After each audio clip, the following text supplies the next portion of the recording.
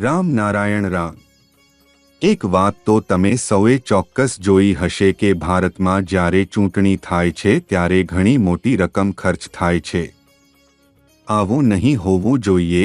એક જ વખત ચૂંટણી થવી જોઈએ। ચૂંટણી માટે અલગથી બજેટ તૈયાર કરવામાં આવે છે। આકાશમાં તો ક્યારેય ચૂંટણી થતી નથી। આકાશ કે જંગલમાં કોઈ કમિટી નથી। તારાઓ કે નક્ષત્રોમાં પણ ચૂંટણી થતી નથી। આ વાત ધરતીના 800 કરોડ લોકોને ક્યારે સમજાશે?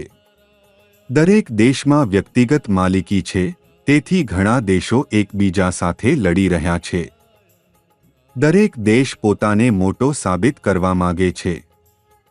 આ ધરતી પર કોઈ પણ રાજાએ આવું નથી કહ્યું કે ધરતી પર વ્યક્તિગત માલિકી નહીં હોવી જોઈએ।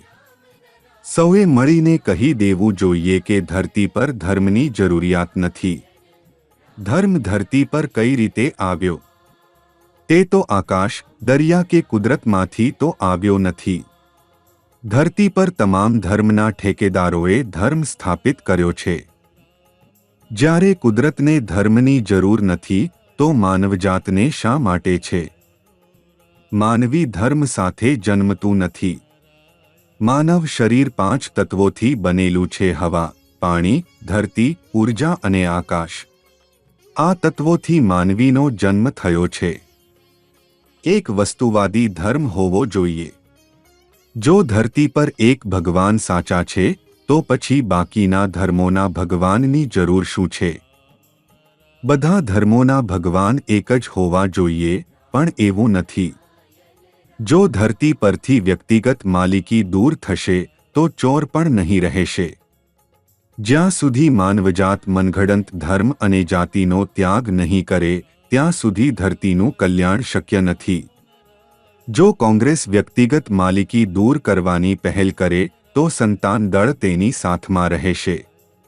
માનવીના મૃત્યુ પછી બધું જ ધરતી પર રહી જાય છે। આકાશે દરેક મનુષ્યને ધરતી પર તેના જન્મસિદ્ધ હક્ક સાથે મોકલ્યો છે। જો માનવી પોતાના જીવનમાં રામ નારાયણ રામનો જાપ કરે તો બધું સાચું થશે। આગામી જીવનમાં કોઈ મુશ્કેલી નહીં આવે। કઈ રાજકીય પાર્ટી સારી છે? કઈ લોકોની મદદ કરશે? કઈ પાર્ટી વિશ્વાસપાત્ર છે? આ બધું તમારે જાતે સમજવું પડશે। આ સમજવા માટે તમારે ધ્યાન મેડિટેશન કરવું પડશે। ધ્યાન તમારા જીવનમાં મોટા અને સારા ફેરફાર લાવશે। રામ નારાયણ રામનો જાપ સતત કરતા રહો, સાચો માર્ગ તમારા માટે ખુલતો જશે। 100 ધર્મગુરુ કુદરતને સારી રીતે સમજી શકે છે કારણ કે લોકો તેની વાત સાંભળે છે। વૃક્ષો અને છોડમાં પણ પ્રાણ હોય છે, એમની અંદર પણ મન હોય છે, ભૂખ હોય છે। તેમ છતાં એ શાંતપણે એક જ જગ્યાએ ઊભા રહે છે અને નિસ્વાર્થપણે માનવસેવા કરે છે। છતાં માનવજાત તેમને સમજતી નથી।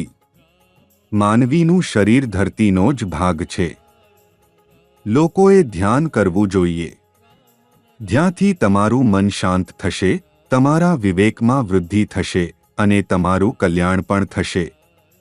અને હંમેશા રામ નારાયણ રામનો જાપ કરવો જોઈએ।